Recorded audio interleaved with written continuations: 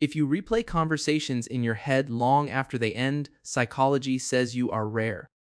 Most people forget what was said within hours, sometimes even minutes. But you remember every word, the tone, the body language, and the pauses in between. You analyze everything. What was said, what wasn't he said, and why it happened that way. Some might call you obsessive or overthinking. But psychology tells a different story. Your mind is doing something far more complex. It's not a flaw or a sign of anxiety. It's an analytical process. You are processing these conversations deeply because your mind works in a unique way.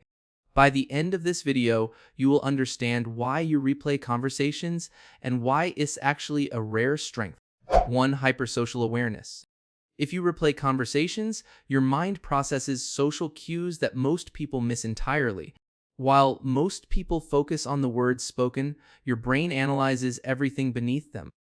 You detect subtle shifts in tone, body language, facial expressions, and emotional undercurrents. This is not just being observant.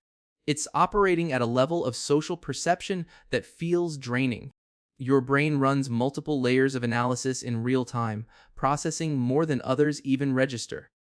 And this process doesn't stop when the conversation ends. Your mind continues analyzing, trying to complete its task of understanding. This is known as high social monitoring, and it's rooted in the need to read people accurately. Often, people who replay conversations grew up in environments where emotional cues were vital. Maybe you had to gauge someone's mood before speaking, or read between the lines to avoid conflict. Your brain adapted by becoming highly sensitive to social dynamics. Even in safe environments, it continues to analyze, assess, and prepare.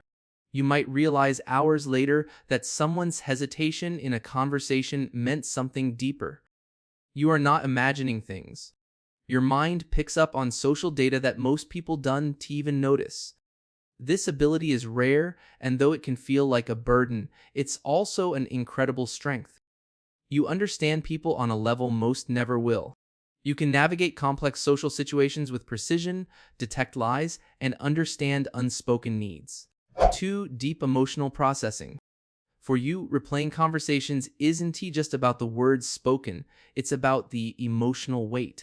When someone says something that hurts, even slightly, your brain doesn't let it go. It keeps processing, trying to understand why it hurt, what was meant, and how it affected you. Most people experience emotions in the moment and move on, but not you. Your emotional system runs deeper. You feel things more intensely and for longer periods of time. This is what psychologists call high emotional depth, often linked to sensory processing sensitivity SPECE. People with SPECE make up around 20% of the population and process emotional experiences more thoroughly. When you replay a conversation, you're not just recalling facts. You're reprocessing emotions. You feel the weight of words, even when they seem small to others. You also sense when people are holding back, masking their true feelings. This ability to deeply process emotions gives you profound empathy and emotional intelligence. It also means you carry emotional weight that most people cannot even comprehend. It might feel exhausting at times, but it is a rare gift that allows you to connect deeply with others. 3. Pattern recognition and predictive thinking. When you replay conversations, your mind isn't just reviewing the past. It's analyzing the patterns to predict what might happen next. Your brain runs simulations asking questions like, what did that tone mean? Was I being clear? Are they upset? These aren't irrational thoughts, they read your brain's way of processing the conversation and preparing for what might come. This is called predictive social modeling, and it emerges when someone's brain is wired to anticipate future outcomes based on subtle data.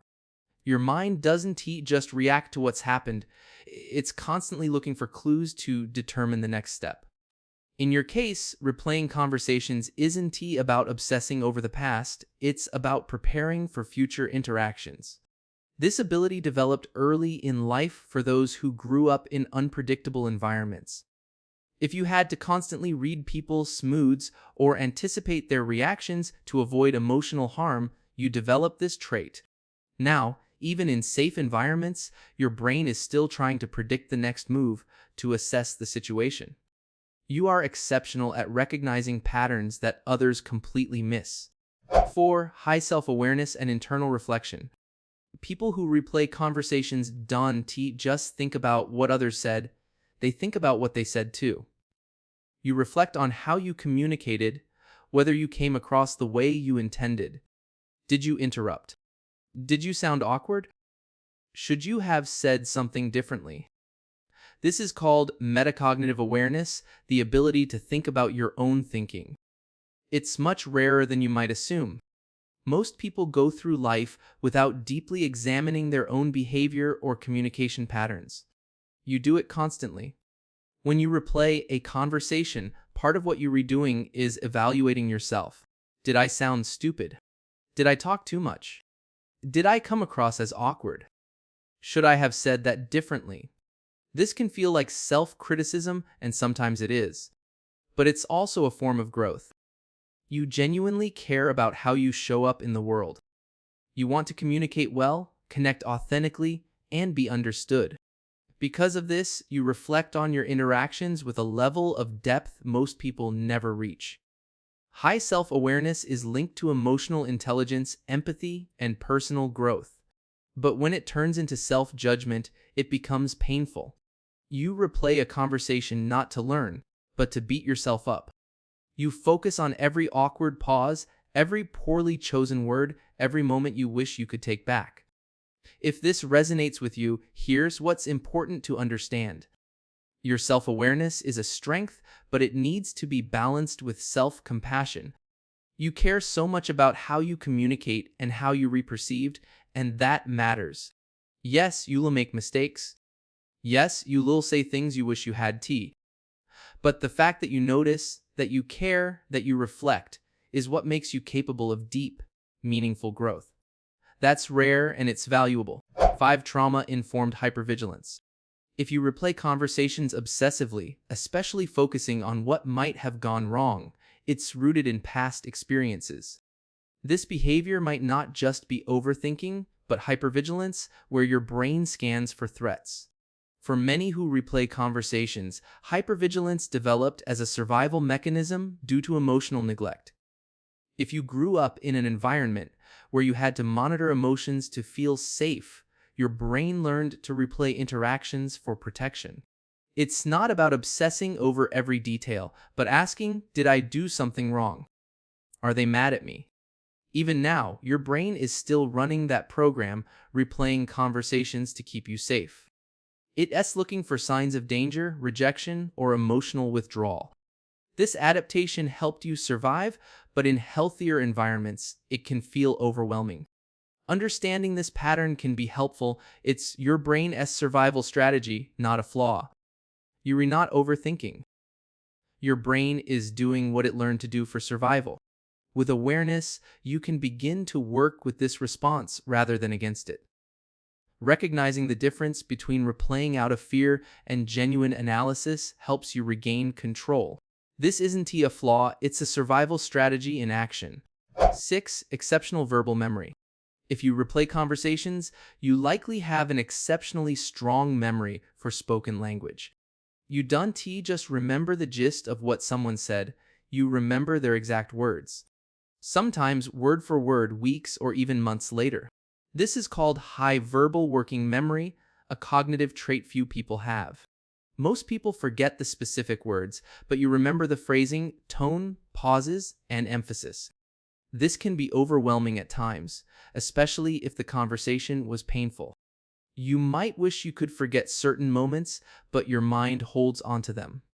Your memory system is exceptional at processing and retaining language at a deep level.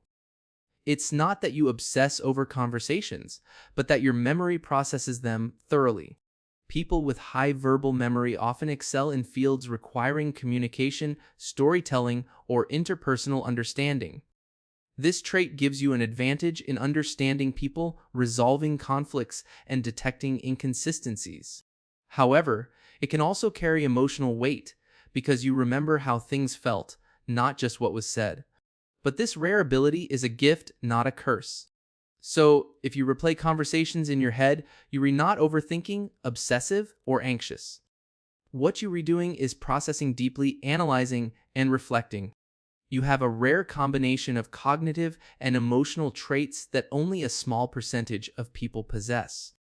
Your ability to pick up on social cues, process emotions deeply, and predict outcomes gives you a unique perspective.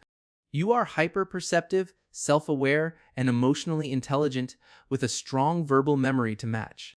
These traits might feel overwhelming at times, but they are your superpowers. You are not broken, and you are not doing anything wrong. Your brain is doing what it was designed to do: analyze, understand, and connect. The world needs people like you, those who feel deeply, think ahead, and understand more than most. So, next time you catch yourself replaying a conversation, remind yourself, it's not a flaw, it's a gift. And remember, you are capable of deeper connections, greater insights, and stronger relationships because of these traits. You are not overthinking. You re simply thinking deeply. And that's something the world needs more of.